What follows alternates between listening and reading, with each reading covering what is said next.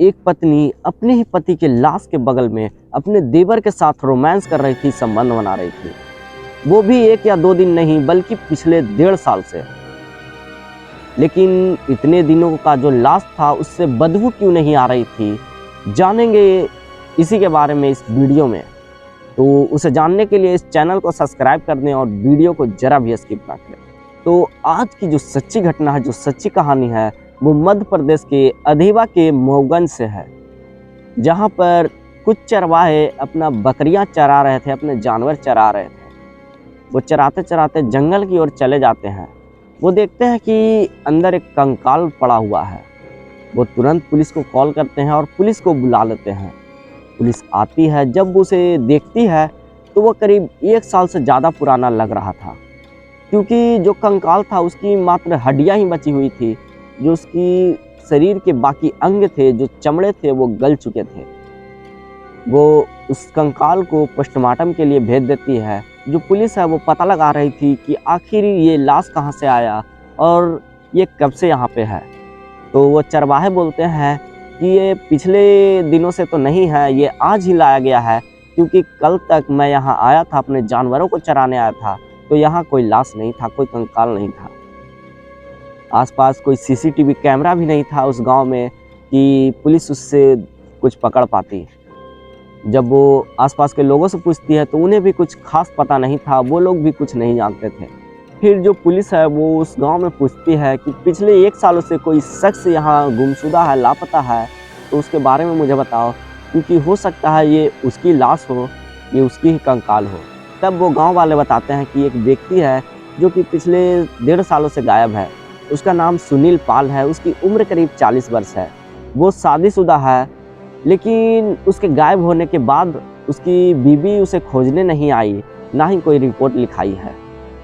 Police को उस पर शक होती है और वो उसके घर चली जाती है। तो जो दरवाज़ा खटखटाती है तो अंदर से एक महिला आती है। उसका नाम अनीता था। उससे पुलिस पूछती है कि जब तुम्हारा पति गायब हुआ तो तुमने रिपोर्ट क्यों नहीं लिखाया, तुमने कहीं पूछताछ क्यों नहीं की। तब वो महिला रोने लगती है और रोते रोते बोलती है कि जो मेरे पति थे वो पहले एक और शादी कर चुके थे, वो उसे तलाक दे चुके थे, मुझसे उसकी दूसरी शादी हुई थी। वो कुछ काम धाम नहीं करते थे, वो बेरोजगार रहते थे। वो काफ़ी व्यक्ति से कर्जा भी लिए हुए थे। आए दिन कर्जदार उनको टोकते रहते थे। मुझे लगा कि हो सकता है ये उनकी वजह से कहीं चले गए, कहीं भाग गए हैं।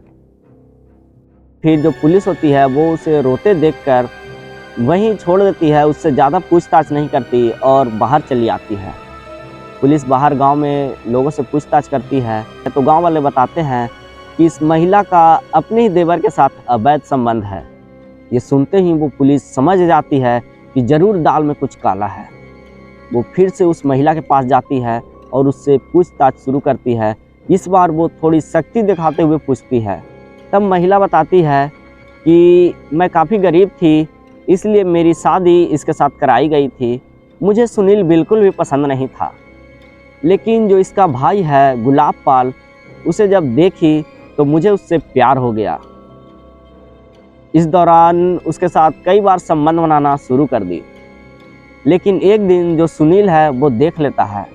फिर तीनों के बीच थोड़ी बहस होती है। उसके बाद वो महिला और गुलाब पाल दोनों मिलकर ये फैसला करते हैं कि इसको रास्ते से हटाना होगा। फिर वो दोनों जहर लाते हैं और समोसे में मिलाकर सुनील को खिला देते हैं। सुनील जब मर जाता है तो उसको अपने ही घर में भूसे में दफना दिया जाता है, जिससे उसकी जो बदबू थी वो नहीं आती है, और थोड़ी बहुत भी आती है तो वो ऊपर हवा में चली जाती है, उड़ जाती है। उसके बाद करीब 1.5 साल के बाद जो भूसा है वो ख़त्म हो चुका था। फिर वो दोनों सोचते हैं कि अब तो इसका कुछ ना कुछ ठिकाना लगाना ही होगा।